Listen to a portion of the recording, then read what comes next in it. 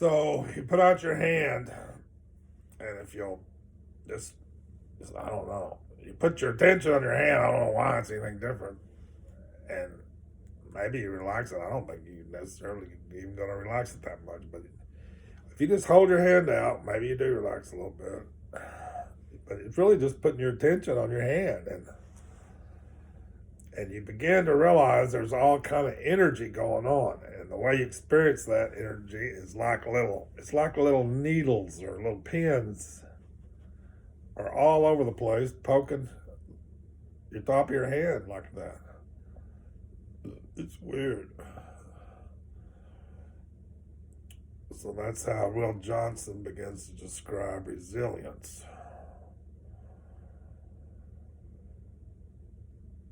You just take that into account in your meditation. And I've been educating myself a little bit on vipayssana, or this vipayssana meditation, and they use these techniques. So it's basically body scan, and it's just a little more. I think it's just a little more emphasis on. We're always talking about the breath and the breathing canals, and we're just always trying to get you, but they go a little further and get you to really feel something here. Maybe this is what Sakyong's talking about a little bit. I think I haven't studied it like I should. I've just been studying, but I haven't studied everything I need to study, especially that. It's always on my list, but I'm always working on something. I don't know. But maybe I'm coming at it in a different way. So anyway, you're just a little more into that, touching the breath, touching wherever it touches, and just a little more into that. And then they do these body scans, which is kind of what we do, in Alexander. Alexander is sort of a body scan with a bunch of techniques, really. And we're constantly body scanning something. So maybe, I don't know, maybe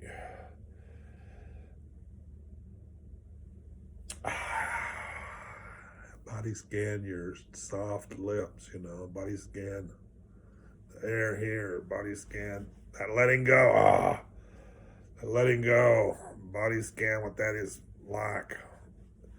So letting go, it can go everywhere, I don't know.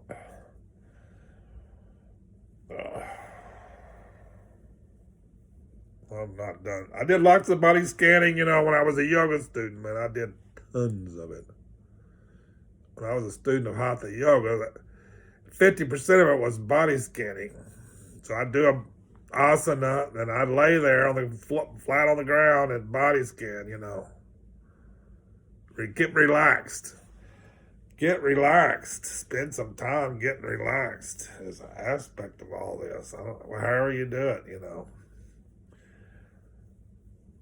Get relaxed. Find the tense stuff and relax it. The tense stuff starts, we're freezing everywhere, man. I'm freezing everywhere I can freeze. There's too much freezing to get to, in a way. But in Alexander, we think it's skillful, and maybe Trungpa Rinpoche is pointing us to this. Always talk about head and shoulders, head and shoulders, head and shoulders, good head and shoulders, good head and shoulders, good head and shoulders. Maybe we should be scanning our head and shoulders. Maybe we should be body scanning our head and shoulders if we want to be good students of Shambhala. Figure out what Trungpa Rinpoche is talking about. Maybe we should always be paying attention to our head and shoulders and how it's working. That's what we say in Alexander. Let's just always body scan our neck. Let's just always body scan our neck. That's the easiest thing to do. And then it's like a 3, it's noticing, it's constructive thought.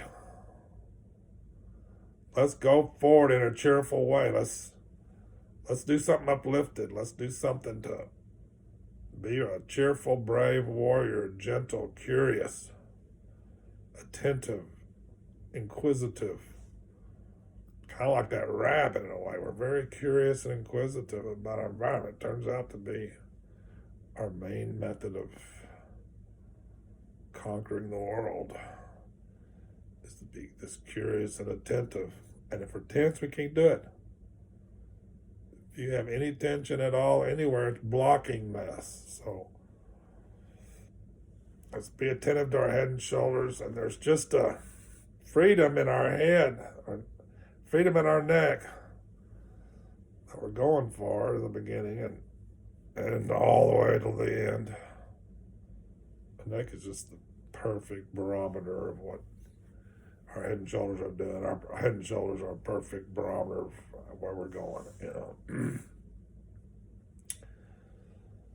So we just want to know the tone. We want to know if the tone is one of aggression,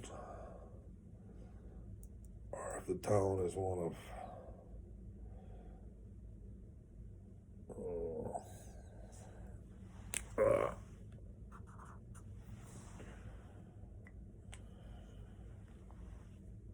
bliss and emptiness, let's say, or whatever it is. We don't have to call it bliss and emptiness, just the tone. What is it?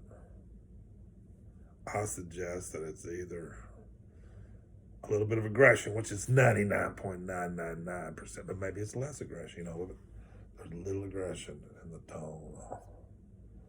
There's a little aggression in the tone. There's a tiny little bit of aggression in the tone. Or there's not, There's bliss and emptiness. Totally in the tone. It's just bliss and emptiness. Usually there's a lot of aggression or a little aggression.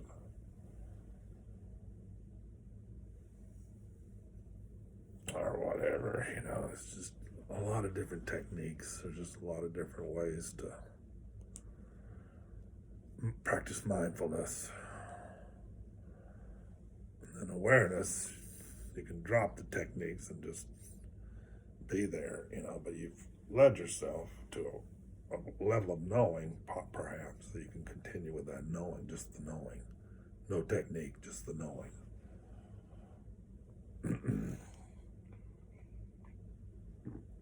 So, Will Johnson says, with resilience, it's a lot to do with the breathing. The breathing begins to open up this world of resilience. You're moving when you're breathing. Usually we don't breathe, we don't move. Don't move, don't breathe. Don't move, don't breathe. That's the reason people don't want to do this letting go on the out breath thing, because it goes against that. But, Buddhist meditation is trying to get us to let go on the out breath and breathe. It's not giving you a lot of instruction. I'm giving you a little more, but I'm not giving you all that much that it's not giving you, but I'm just saying you got to move. Well, Johnson's saying you got to move. The Buddha, he talks about this sutra. I don't know how to study this sutra more, but Will Johnson talks about it all the time.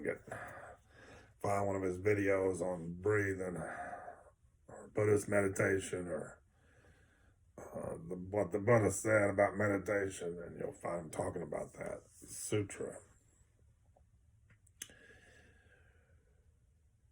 Tilopa says, do not be a piece of wood. That's his main exhortation to you about meditation, about Mahamudra.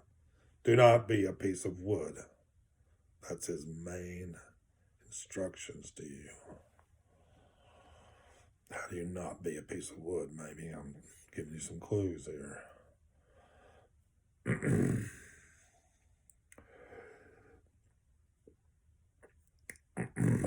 So, resilience, the breath is going. In Alexander, we discover this way of moving, which is freedom, Finally, we're free. Finally, our energy is free. Finally, we got Lungta. Finally, we discover what Wind Horse is all about. we start freeing up our frozen energy, start melting this block of wood. And, just a lot of things might start to happen in terms of energy, energy radiating, but also a little. I had a friend, Ben, we used to laugh and laugh and laugh, talk about twitching, You become like twitching. Twitching becomes your way of being or something. You have twitches. Everything's like this sort of unfolding, this unwinding, this deep stressing, and it's like becoming a crazy person in a certain way, which is why nobody wants to do it. Who wants to become a crazy person and twitch and have tics and have everything unwinding on them? As you're just not in control somehow. That stuff starts happening. You're not very much in control somehow. You're losing grip on your piece of wood that you've been working on so long. But it's just stuff, you just move in ways you never moved before. You just start to have waves of movement come through you. And I don't know, before we got this misconception that meditation is this, when you don't move, that's meditation. When you move, that's something else. That's not meditation. Well, that's habits being correct. When you make a lot of voluntary movement, that's what we're trying to get away from. But involuntary movement, no. Involuntary movement is going to be a huge aspect of meditation. So when you move involuntarily, that's no problem. When you're twitching around voluntarily, that's not what we want